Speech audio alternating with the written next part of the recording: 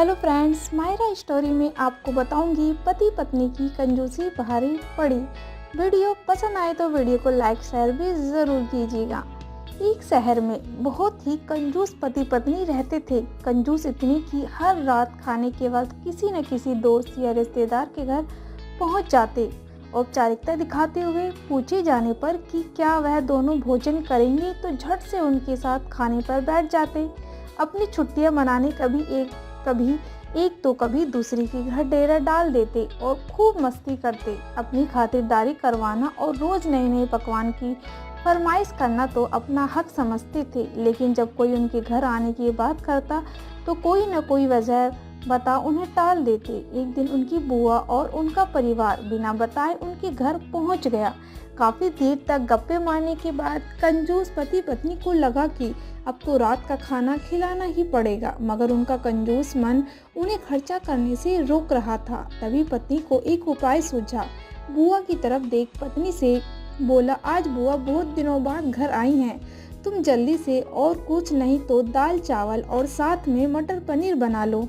मटर पनीर का नाम सुनते ही पत्नी परेशान, तब देखो मुंह उठा चले आते हैं।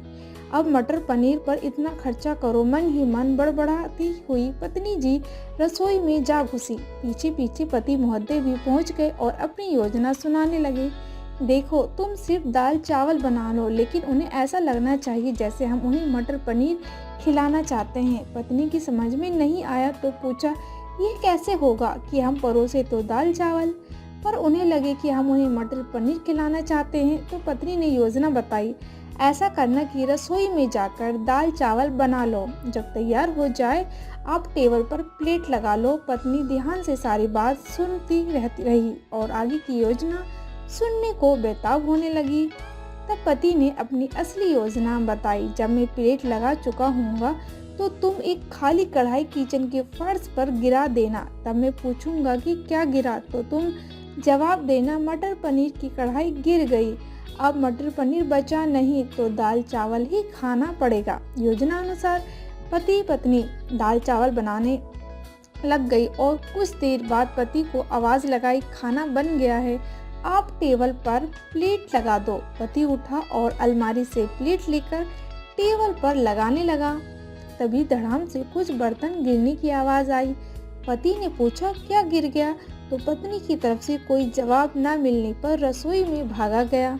रसोई में दाल का पतीला जमीन पर गिर पड़ा था। दोनों पति पत्नी को मानो सांप सूंघ गया हो।